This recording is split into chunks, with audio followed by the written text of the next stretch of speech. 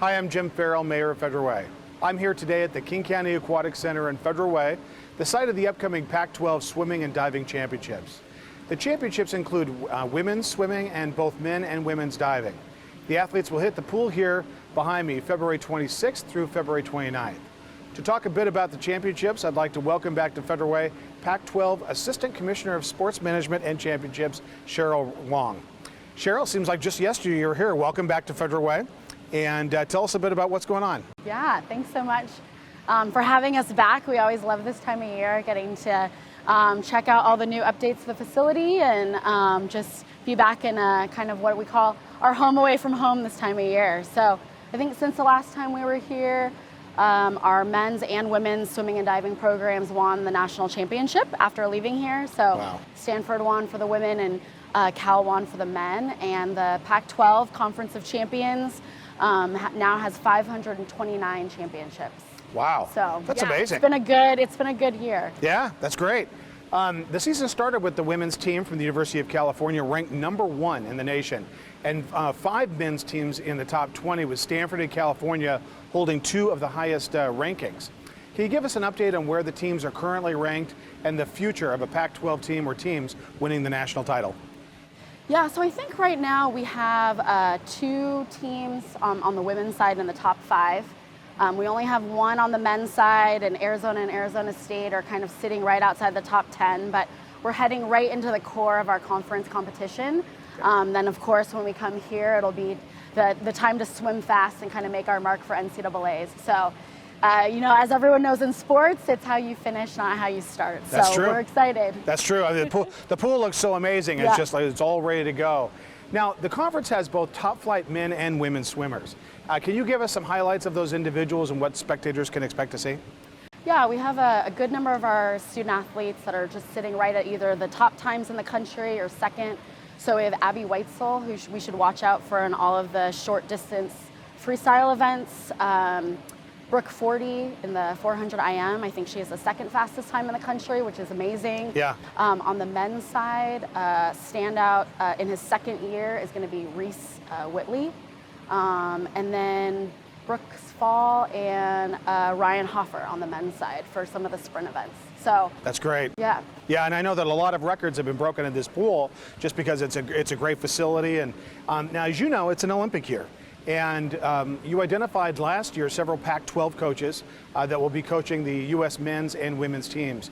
Could you remind us of those who will go to Tokyo? Yeah, so the women's team, the U.S. women's team is going to be led by Greg Meehan, who's currently the head coach at Stanford.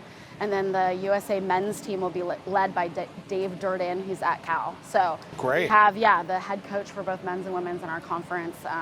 Excited for them and for Team USA and to see what we can do in Tokyo. Real powerhouses, and it's so fascinating that Pac-12 has such a key position as it relates to the national teams. It's really exciting. Now, speaking of the 2020 Olympic Games, any thoughts on what athletes might make the U.S. team from the Pac-12? So we're really proud of our Olympians made here kind of in the conference. I think our statistic is something like if the Pac-12 was a country, we would have ranked 5th in medal count in the last 2 Olympics. Wow. Yeah, so for swimming and diving, like I mentioned, a couple names that we'll see in the pool, Abby Weitzel, Brooke 40, and then some names we're used to hearing, Simone Manuel, Katie Ledecky, Kathleen Baker has come through here, Ella Easton. On the men's side, Tom Shields, Ryan Murphy, Nathan Adrian, a lot of proud Pac-12 alum, and then Nathan's from the Seattle area. So we're hoping he makes, I think, his 3rd games, something like that. Oh, that's great. Yeah. You know, these names you're rolling out, they're going to be national or household names here and around the world, exactly. So that's a lot of fun. Now, as always, the Aquatic Center makes annual upgrades, but have you had a chance to test drive the new HD scoreboard? And what do you think right up there? And what do you think of it? And have you tried the one in the natatorium as well? So we're always excited that the facility and the staff and the county and the city are always so forward thinking. So I know the board has been in the process the last year. It looks great. We're excited to activate some other things this year. And just are always impressed with, like I said, how forward thinking and innovative, whether or not it's technology, competition in the pool. We know sustainability is big up here. We just launched a new platform, and so to know that the building is constantly looking at LED or energy saving, or it's really a testament to everything that's going on here. And the fascinating thing is that this pool was actually built, or started with the Goodwill Games in 1990. So it's really kept its shape. Now, as always, where do people go to get tickets? Yeah, so again, just a reminder, we have our women's swimming, men's and women's diving, February 26th through the 29th. And then men's swimming will be March 4th through the 7th. And you can get tickets at pac-12.com/tickets. That's great. Well, thank you so much for coming. And remember, everybody, we'd love to see you here February 26th through the 29th. Thank you so much, and welcome back. Thank you so much. You're welcome.